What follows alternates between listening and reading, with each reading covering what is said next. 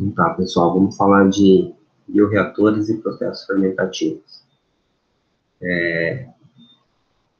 Tenho a grande felicidade de poder falar sobre isso, que é uma área em que eu trabalhei durante 10 anos dentro da indústria, que é a parte de bioreatores e processos fermentativos, e também na minha graduação eu fiz iniciação científica no qual eu tinha um bioreator, ou um reator, que eu operava ele, tá? Então, mas a gente vai estar conversando sobre esses reatores, vamos estar conversando sobre esses processos fermentativos. Então, vamos primeiro uma definição de bioreator, reator bioquímico ou reator biológico. Então, inicialmente, bioreator, o que são bioreatores? Eles são vasos reacionais, ou seja, são alguns tanques onde as reações acontecem, onde a gente tem substratos que estão contidos nessas matérias-primas e que são biologicamente convertidos a produtos específicos, relação de enzimas ou células vivas. Então, aqui a gente tem o grupo 1 e o grupo 2, no qual a gente define, a gente separa o grupo 1, onde esses reatores, eles operam com células vivas ou com enzimas. E aí, esses bioreatores se processam na presença de células vivas. E o grupo 2, na presença de enzimas. Alguns autores, eles costumam utilizar uma denominação de, quando ele fala de reator bioquímico, ele se refere ao segundo grupo. Então, quando eu falo em reator bioquímico, alguns desses autores falam que faz parte desse grupo 2. E quando se fala para reator biológico, para quando está se referindo a esse primeiro grupo. Então, é uma denominação que alguns autores, não é a grande maioria, mas que alguns autores acabam utilizando dessa denominação. Então, é interessante a gente perceber aqui que dentro dessas células vivas, que a gente pode ter, essas células vivas, elas podem ser células microbianas, podemos falar de células vegetais e podemos falar de células animais. Então, dentro aqui desse grupo 1, essas células vivas a gente pode dizer, na verdade, que são esses 3 tipos de células que estão, ou de micro-organismos que a gente pode estar utilizando nesses reatores do grupo 1.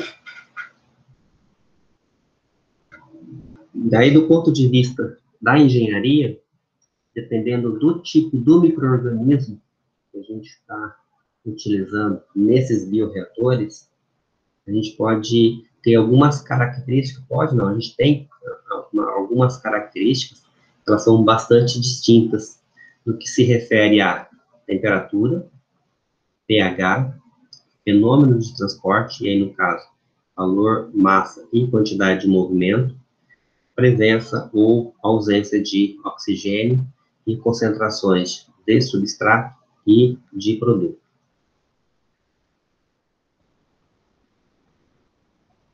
Nós temos uma outra classe que se enquadra dentro dos bioreatores, que são os propagadores. Então, esses propagadores, eles também são vasos reacionais, tá? Onde esses substratos contidos nas matérias-primas também são direcionados para a obtenção da biomassa microbiana. Então, aqui, a diferença que a gente tem de um bioreator tradicional e um propagador é que esse propagador, a ideia é aumento dessa massa microbiana, dessa biomassa microbiana. Então, eu tenho uma quantidade de de leveduras que eu quero aumentar, se eu estiver trabalhando com o processo fermentativo, que é o nosso tema da aula de hoje. Normalmente, alguns livros, eles falam que utiliza-se 10% do volume desse propagador para ser utilizado no bioreator, mas isso é muito de indústria para indústria. E aí eu vou citar um exemplo para vocês da utilização desses propagadores. No processo de produção de álcool, a partir de milho, o produto que é, no caso, o milho, ele é moído, então tem um processo de moagem, no qual esse milho, ele é reduzido a um farelo. Esse farelo, ele é misturado com água, enzima e uma temperatura controlada, onde a função dessa enzima é quebrar o composto do grão. Após esse processo dessa mistura, isso aí gira em torno aí de umas 8 horas aproximadamente, para que aconteça essa quebra do amido no milho, então demora aproximadamente umas 8 horas. Depois desse período, é enviado, isso daqui o amido quebrado, ele vai para um outro tanque, e que nesse tanque é o que a gente chama de propagador. Esse outro tanque, ele já contém a levedura, no caso desse processo aqui, a levedura já está aguardando essa mistura, e começa a ter uma reprodução acelerada da levedura. Então, começa a ter um aumento de massa da levedura. Ela começa a se alimentar desse açúcar contido ali, devido a essa ação enzimática. Então, a levedura começa a se alimentar, e aí, nesse propagador, qual é a função principal dele? É que tenha um aumento dessa massa microbiana, dessa biomassa microbiana. Esse é o objetivo dela. Aqui a ideia não é que aqui aconteça o processo fermentativo. Então, a ideia é que aqui aconteça só o aumento da quantidade de leveduras. Então, é um preparo da levedura para colocar ela no processo fermentativo mesmo. Então, nessa fase aqui de propagação, a função desse bioreator, a função dele é exclusivamente um aumento da massa microbiana. Então, aqui eu vou ter um aumento muito da quantidade de levedura.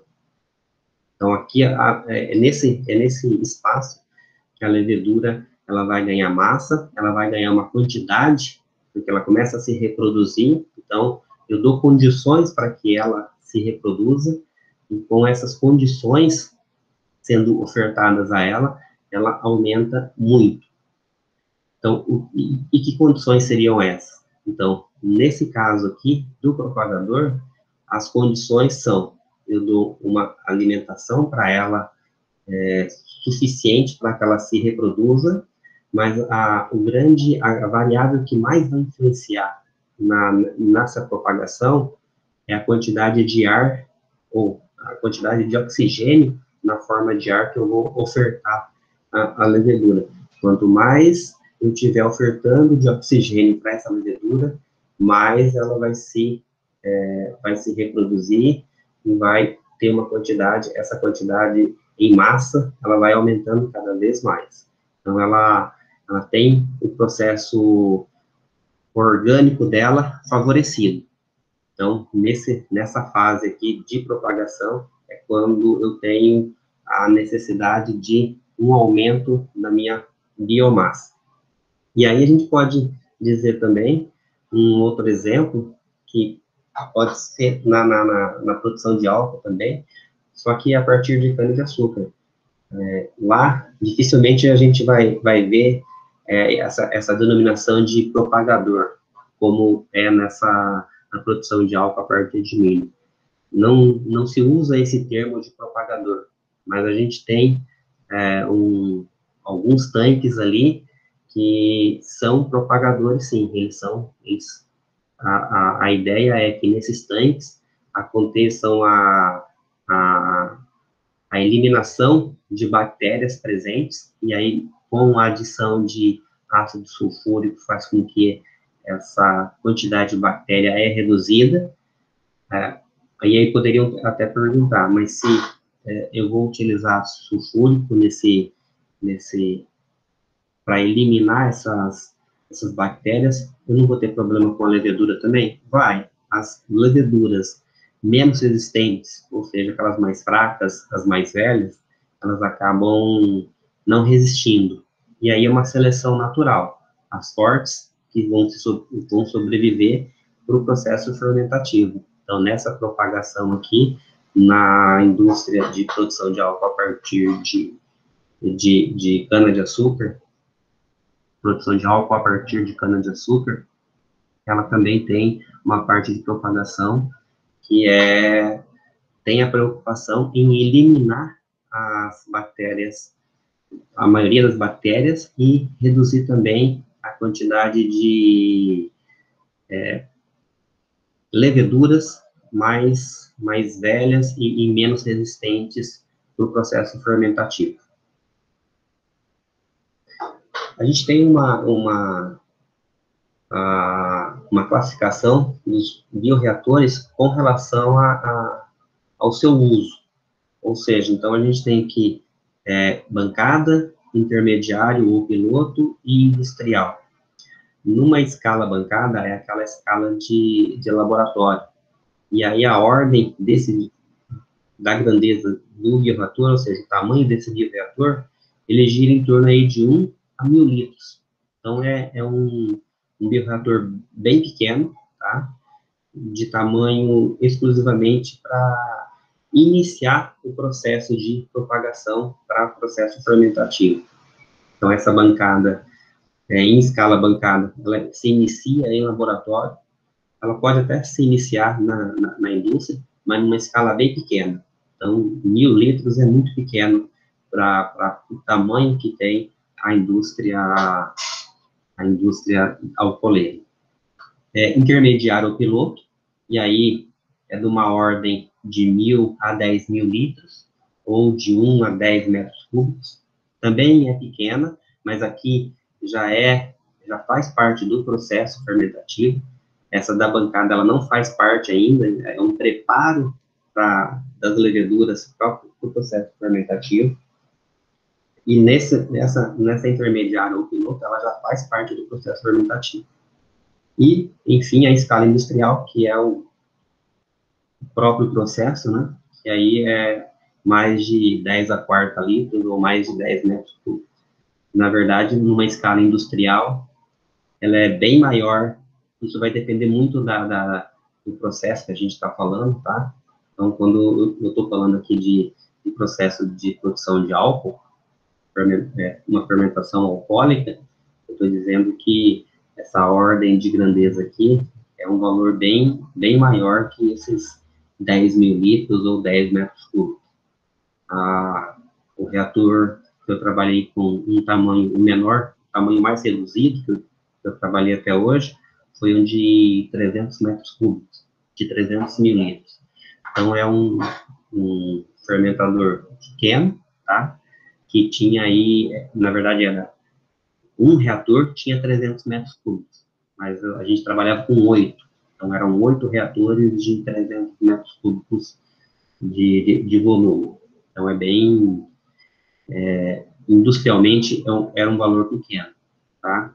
E o máximo que eu cheguei a trabalhar foi um fermentador de 2.700 metros cúbicos. Então, eram 2.700.000 litros de volume que tinha esse bioreator. Um bioreator muito grande, tá?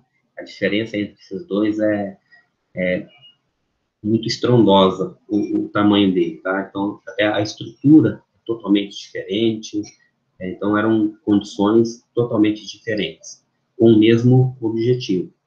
Depois eu vou mostrar uma foto desses dois tipos de bioreatores que eu trabalhei, então vocês vão conseguir diferenciar bastante esses dois tipos em relação ao tamanho desses bioreatores.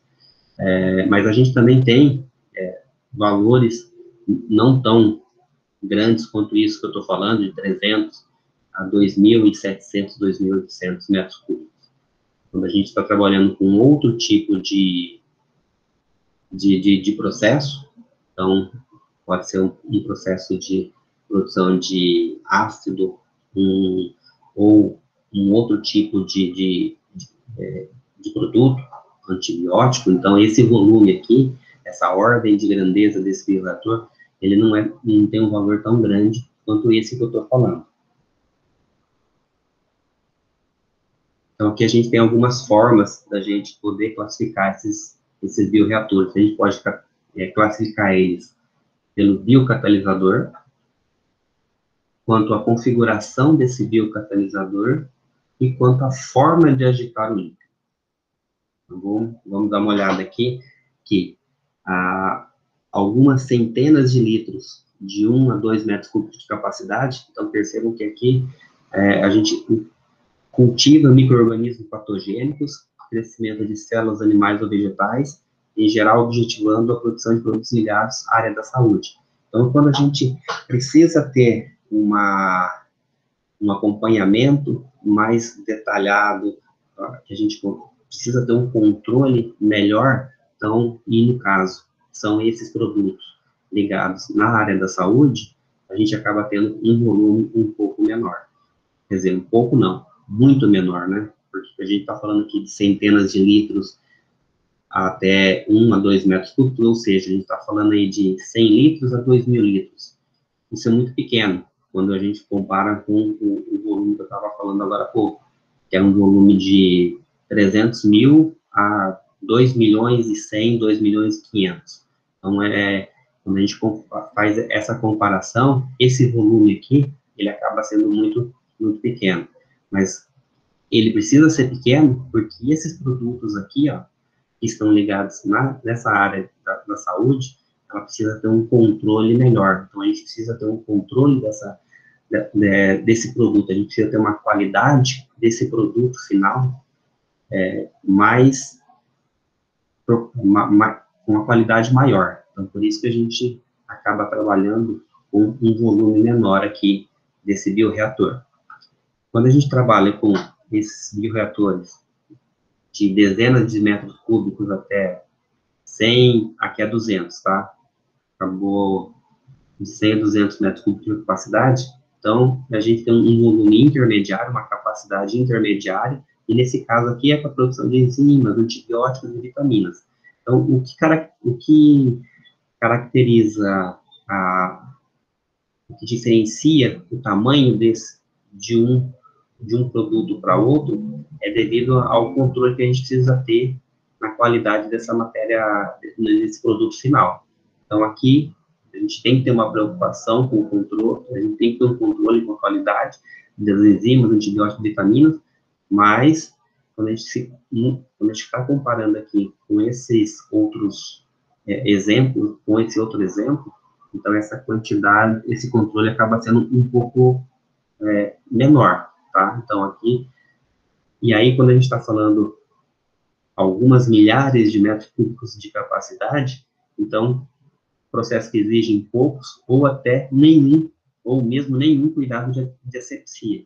E aí a gente pode pensar, mas como que eu vou trabalhar com reator e que eu não preciso de ter nenhuma asepsia? Na verdade, são bioreatores que a gente vai utilizar para tratamento biológico de resíduos. Esse tipo de reator aqui, a gente não precisa se preocupar em ter uma asepsia desse reator, porque o que está chegando nele é muito pior do que se ele não tiver feito a asepsia corretamente. Então, o produto que está chegando aqui é muito pior. Com esse tratamento biológico de resíduos, nesses bioreatores, eles acabam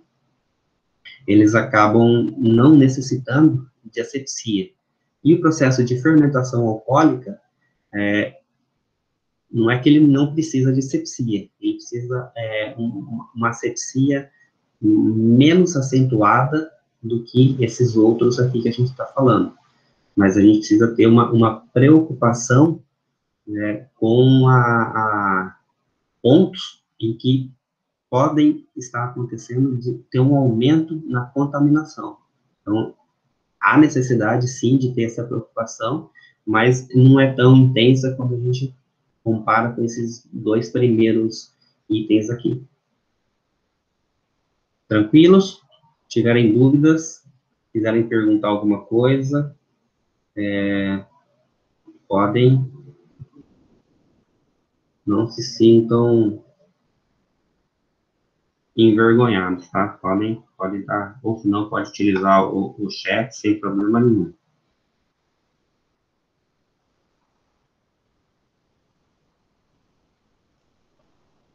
Deixa eu só...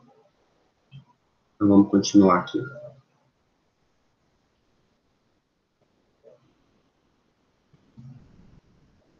Então, o tipo de classificação de bioreator muito utilizado em alguns livros é uma classificação chama Kleinstrauer, que apresenta uma classificação mista. O que seria essa classificação mista?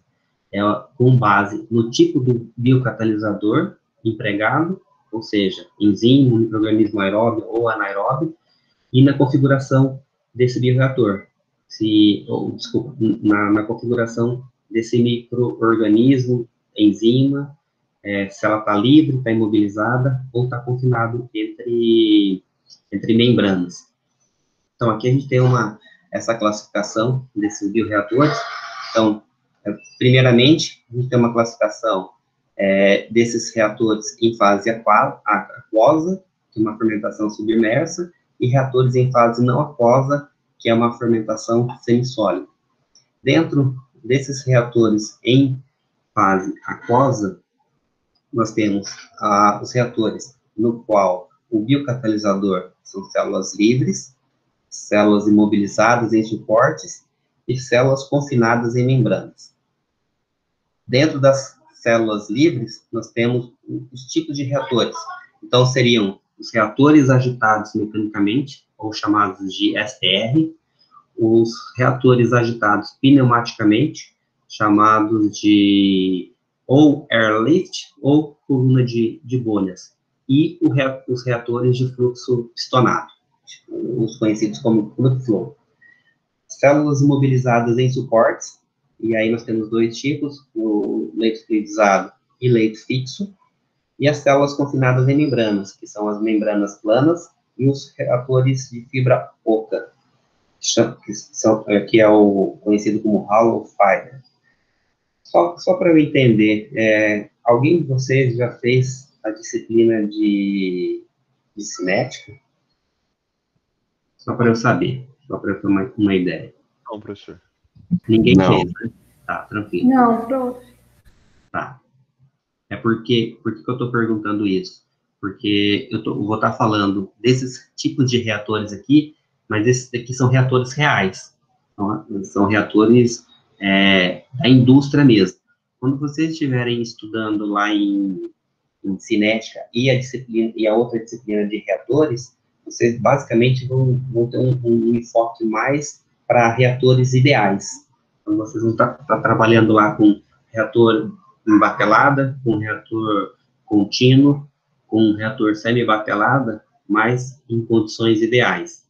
Talvez tenha no final da disciplina uma utilização, uma visão dos reais, mas basicamente lá vocês vão estar trabalhando com a parte ideal.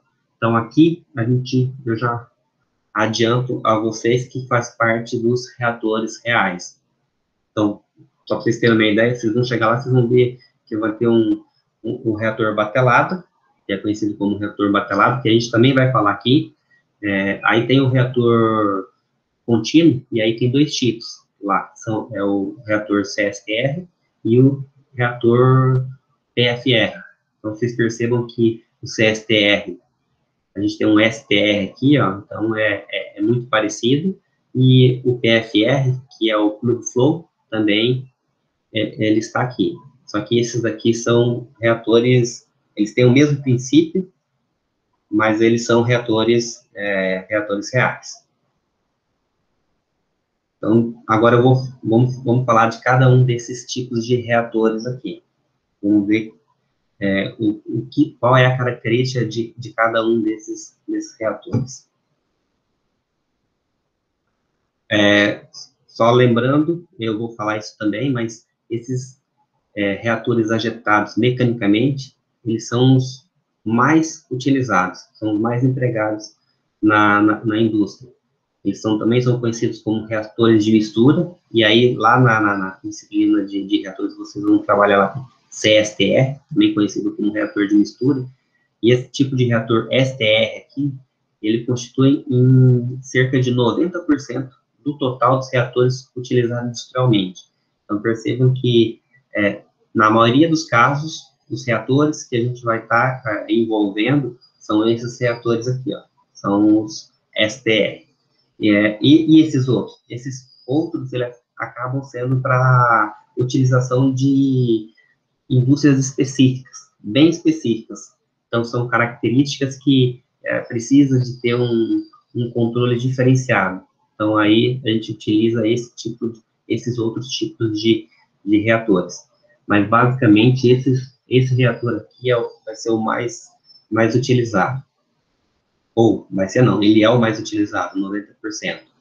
Eu trabalhei com esse tipo de reator, STR, trabalhei com o reator batelada, e trabalhei também com esse leito fluidizado, tá?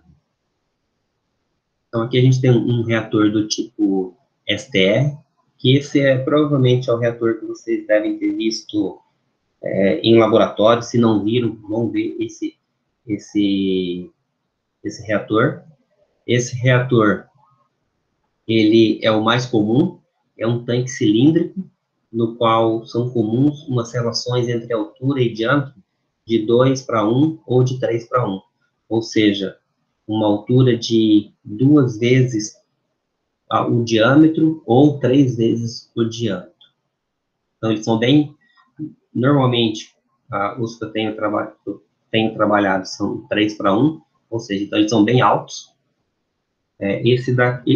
Só para vocês terem uma ideia, esse que eu disse que era um dos menores que eu trabalhei, que era de 300, era um dos menores, não, foi o menor que eu trabalhei, ele era de 300 metros cúbicos.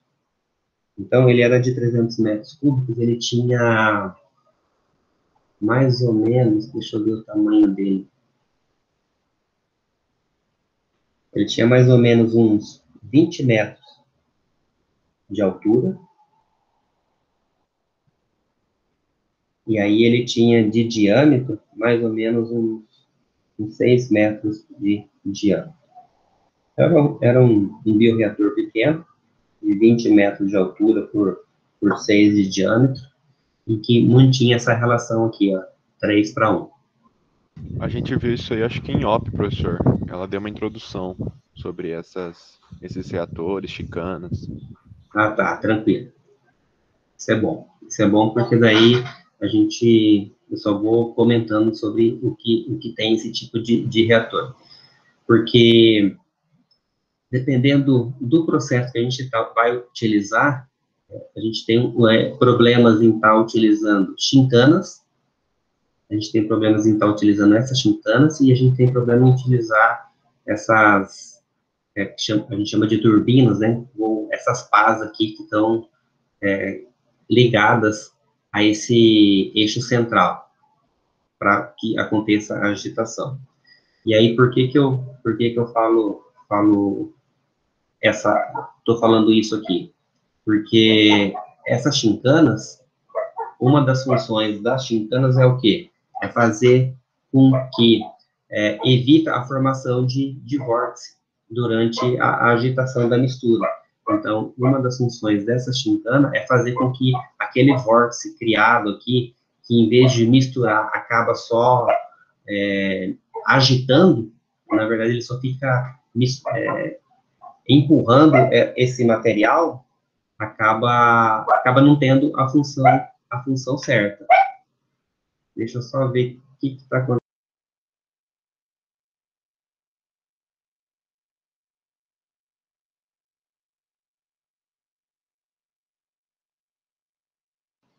Então tá, voltei. O cachorrinho aí tava louco aqui.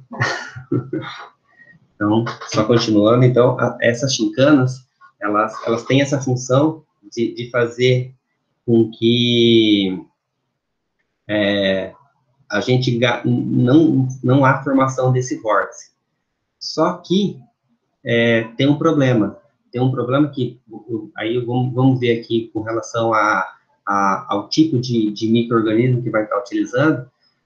Dependendo desse tipo de micro-organismo, a gente tem problemas com relação à tensão de cisalhamento. Então, a tensão de cisalhamento pode estar influenciando na vida desse micro-organismo. Então, quando eu aumento essa tensão de cisalhamento, que no caso aqui é a inserção dessas chincanas, eu posso ter um problema na tensão de cisalhamento dessa levedura, no caso aqui. Então, ela pode prejudicar. E o outro problema que eu comentei foi com relação a essa hélice aqui. Por quê? Porque dependendo do processo que a gente estiver trabalhando, essa hélice, talvez ela não suporte a pH, talvez ela não suporte a acidez desse meio. Então, isso precisa ser tomado um pouco de cuidado. Por mais que a gente esteja utilizando esse tipo STR, a gente 90% utiliza esse tipo de reator, mas pode ter, dependendo do processo que a gente estiver utilizando, pode ser que as chincanas ou essas turbinas, a gente precisa fazer alguma adaptação nelas. E aí, aqui, alguns acessórios, né, que eu mostrei ali, que é agitador mecânico, que é esse eixo central, para evitar, uma das possibilidades que eu também já vi para fazer com que eu tenha uma agitação perfeita aqui dentro, em vez de colocar esse eixo no centro, eu já vi algumas instalações em que deslocava esse agitador, deslocava ele um pouco para uma das laterais, tá? Então, ele ficava mais próximo aqui da parede. E aí, quando começava a agitar, gerava uma turbulência aqui dentro do reator que favorecia a não formação desses vórtices. Então, isso também era uma possibilidade, porque aqui, quando a gente coloca no meio, tanto a força de um lado quanto de outra, elas acabam se zerando, elas acabam ficando iguais a zero, e aí por isso que há essa formação do vórtice. Quando eu desloco esse eixo central um pouco aqui para o lado das paredes, o que acontece? As forças ficam diferentes. Então, a força aqui para esse lado, por exemplo, vai ficar diferente para esse lado. Então, essa diferença de somatório de forças faz com que haja uma turbulência, cria uma turbulência aqui dentro, e, às vezes, até é desnecessário ter essas chincanas. Um dos grandes problemas que a gente tem com a utilização de agitador e de chincana é que se a gente está trabalhando com, vamos falar aí, qualquer um desses processos que a gente estava falando de antibiótico, de enzima, de produção de álcool, a gente tem um problema que, se acontecer de alguma dessas chincanas ou alguma dessas hastes aqui, dessas pás, elas se soltarem, a gente não consegue perceber. A gente só vai conseguir perceber depois que esvaziar esse tanque, que for fazer a manutenção dele. Então, E isso é muito comum de se acontecer, porque esse meio em que ele está envolvido, mesmo dizendo, vocês poderiam até me questionar, mas a gente vai utilizar pás, o material da pá, material do eixo central, material das chincanas, resistentes a esse meio, ou seja, resistentes à acidez, resistentes ou à basicidade, então poderia ser resistente. Sim, mas a gente não tem aquele 100% de eficiência desse material que a gente está utilizando. E aí pode acontecer. Por exemplo, ela pode até resistir, mas como que vamos pegar esse exemplo aqui, como que essa pá, ela está ligada a esse tubo aqui, ó, a essa chapa? Como que ela vai estar ligada aqui? Ela vai estar ligada através de solda. E, às vezes, essa solda, ela não resiste. Normalmente, é isso que acontece. Acontece de soltar partes da chincana ou hastes aqui, ela vai se soltar no ponto que é mais fraco. E esse ponto mais fraco, normalmente, é na solda. Ou seja, é a ligação entre aqui a pá e esse tubo de ferro, ou de qualquer outro material. E a mesma coisa aqui na chincana. Então, esses são uns problemas que a gente acaba tendo nesses reatores, tipo STR, e aí, novamente, não é porque a gente está falando desses STRs que eles necessariamente precisam ter esse agitador mecânico, esse distribuidor, tá? Ou chincanas, ou serpentinas, ou filtro esterilizante. Dependendo do processo em que se está trabalhando, acontece de não ter algum desses equipamentos ou acessórios. Então, esses reatores que eu estou falando, que eu tive trabalhando, esses reatores, eles não tinham esse agitador mecânico. Então, nessa lista aqui, ó, agitador mecânico, distribuidor, chincana, serpentina e filtro esterilizante, ele não tinha esse agitador mecânico e ele não tinha essa serpentina. E por que ele não tinha agitador mecânico? E por que ele não tinha serpentina? Por causa do meio em que ele estava envolvido. Então, devido ao meio que ele estava envolvido, esse agitador mecânico, ele acabava não resistindo. Eu tinha que ter um material de muito boa qualidade que ele resistisse a esse meio. E a serpentina, mesma coisa. Eu precisava ter uma serpentina que resistisse a esse meio. Nesses dois casos, da serpentina e do agitador mecânico, se por acaso quebrasse uma pá, uma daquelas pás lá que tem dentro desse bioreator, a princípio a gente não teria tanto problema com relação ao processo, porque era só agitação que ia reduzir, que ia ter problema. Então aqui o problema não era tão grande. Mas qual era o problema aqui da serpentina? Na serpentina o problema era um pouco mais grave, porque como que funciona essas serpentinas? Essas serpentinas, elas ficam dentro do bioreator, e a função dela é uma troca de calor, é fazer com que a quantidade a temperatura interna desse bioreator, ele esteja uma temperatura controlada. E como que se faz isso? Como que eu reduzo a temperatura interna desse bioreator? Eu faço passar dentro dessa serpentina um fluido com temperatura mais baixa. Então, eu tenho uma troca térmica através dessa serpentina, e aí o meio, ele acaba tendo a temperatura dele reduzida.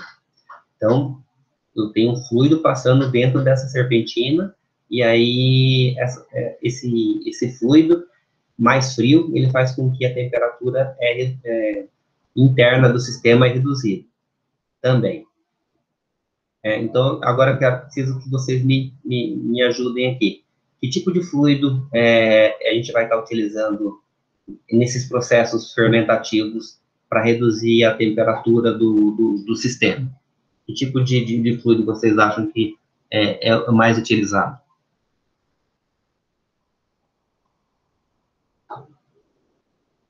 Podem chutar.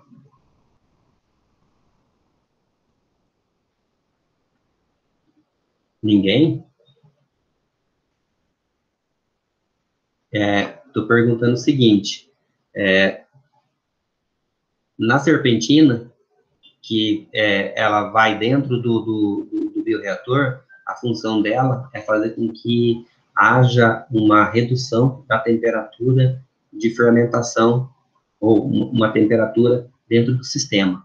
E aí eu perguntei, eu tenho um fluido dentro que é mais frio que a minha temperatura do sistema. Qual é esse fluido que normalmente a gente utiliza dentro dessa serpentina? Pode ser água? É o mais barato, tá? Isso aqui é a água. Agora, qual é o problema de se utilizar água?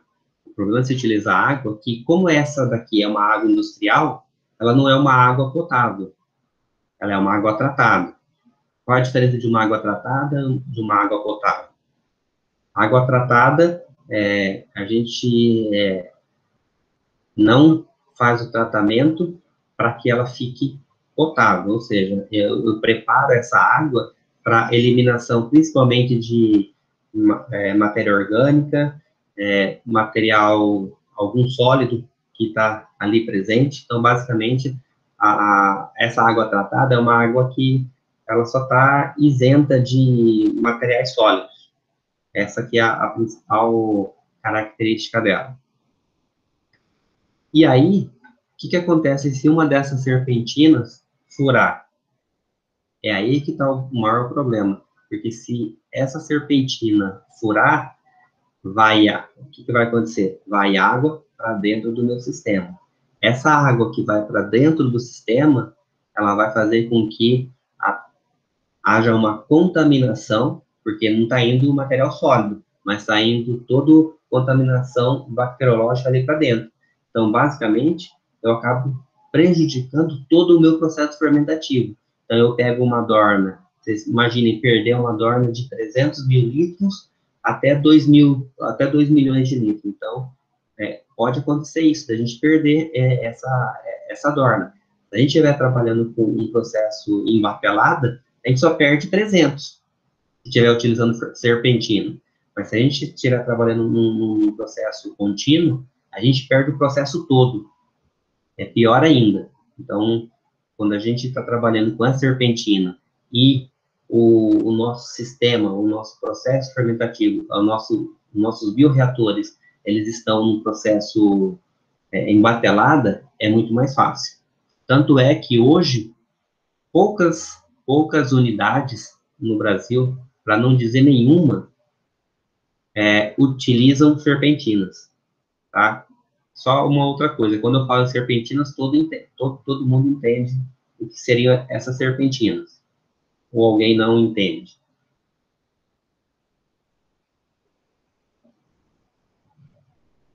Então, Carolina, a Carolina está me perguntando mas a contaminação não aconteceria com qualquer outro fluido? Aconteceria, tá, Carolina? Qualquer outro fluido que você estivesse utilizando, com certeza, se eu tivesse um problema de furo, de desgaste dessa serpentina, com certeza esse fluido iria lá para dentro. Então, não é por causa do fluido refrigerante que é o motivo, que é o problema. O problema é que esse material dessa serpentina, ela não resiste ao meio que ele está envolvido. É por isso que esse que é o problema. O problema não é o fluido. O fluido, ele é só a função dele é só refrigerar. E aí, utiliza-se um fluido em que eu tenho uma baixa, pelo menos esse material tem uma baixa resistência a desgaste com relação a ele. Então, normalmente a gente utiliza água, é mais barato. Essa água, ela não precisa ser potável, é uma água só tratada, então é bem mais tranquilo, não tem problema nenhum utilizar essa água tratada. O único problema de se utilizar essa água tratada é que, se caso tiver um furo nessa serpentina, essa água tratada vai para dentro do sistema. E ela indo para dentro do sistema, ela contamina. E aí, isso a gente não consegue identificar rapidamente. Isso só consegue identificar quando esvaziar essa dorna, esse bioreator, se for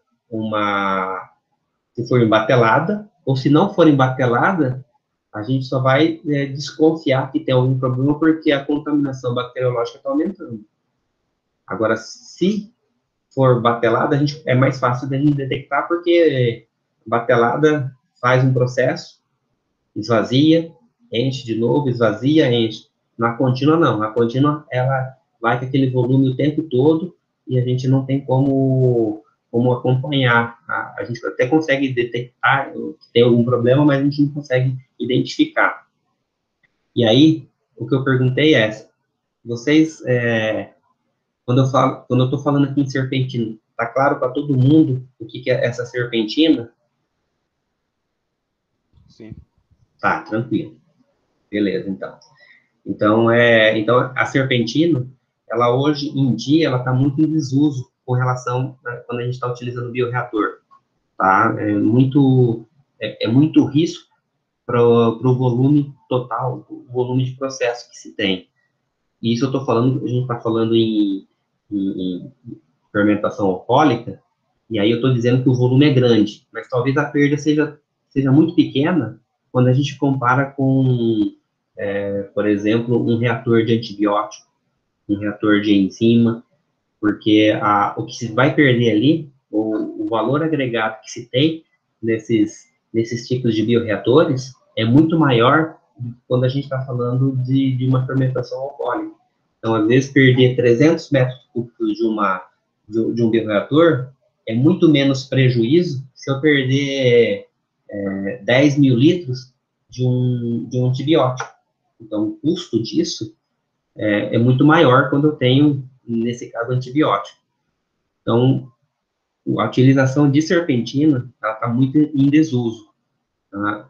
Faz-se o resfriamento com a utilização de outros equipamentos, de outras operações.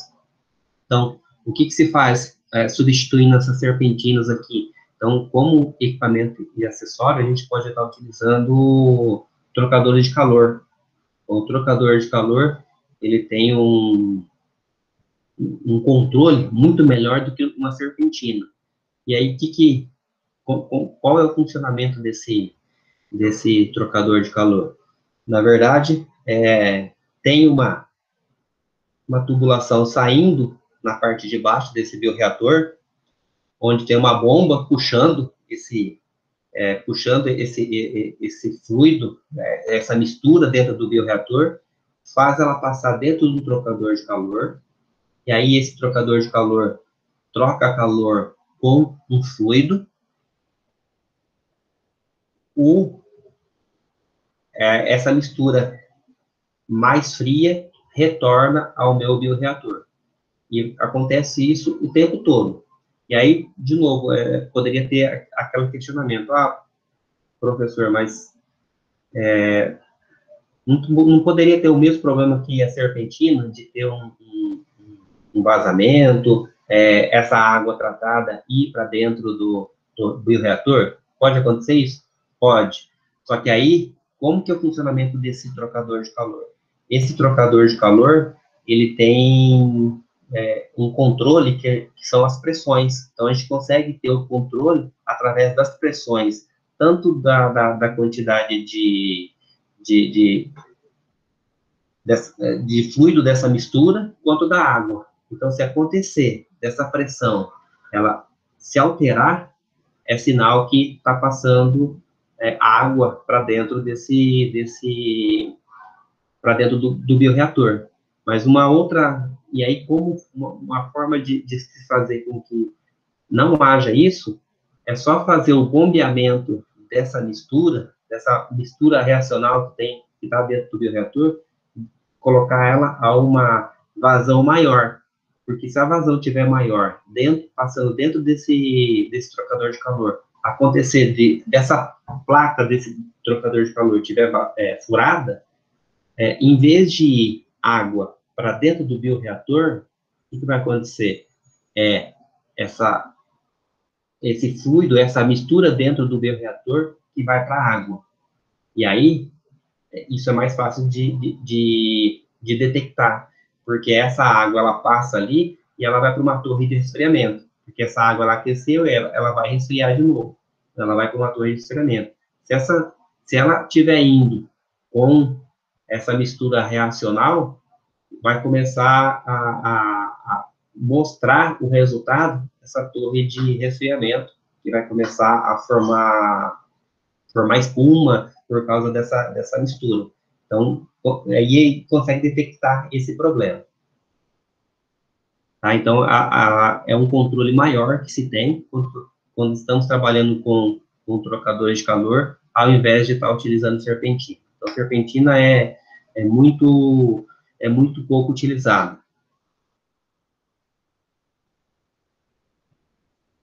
Aqui, reatores agitados STR. Então, ó, esse daqui é o reator STR, no qual tem aqui no centro, isso daqui é o motor, que faz girar esse eixo aqui, ó, que faz movimentar todo esse tanque. E aqui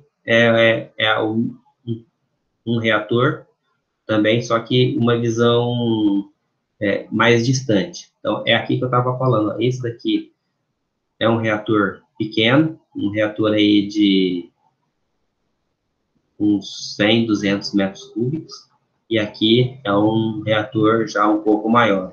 Esse maior aqui, ó, percebam que ele, apesar de estar indo aqui para o fundo parecer que é o mesmo tamanho, mas esse daqui é o maior, o menor, e esse último é o menorzinho de todos. Então, esse daqui é um reator de mais ou menos aí uns 2 milhões e 400 mil litros de volume. E eles têm o mesmo princípio, então esse é um tipo de agitador STR. E esse do meio aqui, ó, é um reator STR também, só que de laboratório. Então ele é bem pequeno, e aí aqui, como é de laboratório, a gente consegue ter alguns controles que aqui a gente acaba fica menos ou fica mais difícil de ter esse controle. Então, dos pontos mais importantes aqui é que, quando a gente está trabalhando com esse reator pequeno, que é um reator de laboratório, a gente consegue fazer uma amostragem aqui mais fácil. Não que aqui a gente não consiga, mas aqui a gente tem uma forma de fazer essa amostragem muito mais fácil. Mas tudo que tem aqui nesse reator de laboratório, eu tenho aqui também. Então, são reatores que se destacam, isso aqui, na escala dele. Então, isso aqui é uma escala de laboratório, e aqui é uma escala industrial. Isso daqui deve ter seus...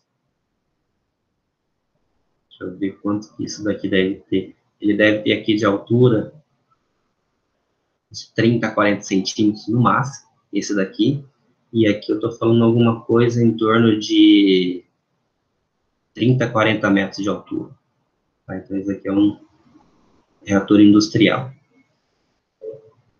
Mais alguns exemplos aqui de reatores desse tipo de STR. Então, aqui, ó, é uma visão interna dos agitadores. Então, é uma visão de como funciona esse tipo de reator. Aqui é a chincana, e aqui eu tenho as pás. É aqui, ó, nisso daqui que eu falo que a gente tem o maior problema, que são as partes mais frágeis desse sistema. Então, é aqui que ele acaba rompendo e acaba caindo. E aqui também, ó, essas chincanas, elas estão na parede desse reator soldadas, então ela está soldada aqui. Então, são essas partes que acabam caindo. Mais alguns exemplos aqui. Esse aqui vocês já viram, tipo de agitadores, tipo turbina, tipo hélice, tipo disco. Então, os tipos de agitadores. E aí, na semana que vem, eu vou conversar com vocês sobre esses outros tipos de reatores. Então, só voltando aqui, ó, hoje eu mostrei para vocês esse tipo de reatores, ó, agitados mecanicamente, que são os STR. Semana que vem a gente fala dos reatores agitados pneumaticamente, o pistonado, as células imobilizadas e as células confinadas. A semana que vem a gente volta a conversar sobre isso. Alguma dúvida, alguma pergunta?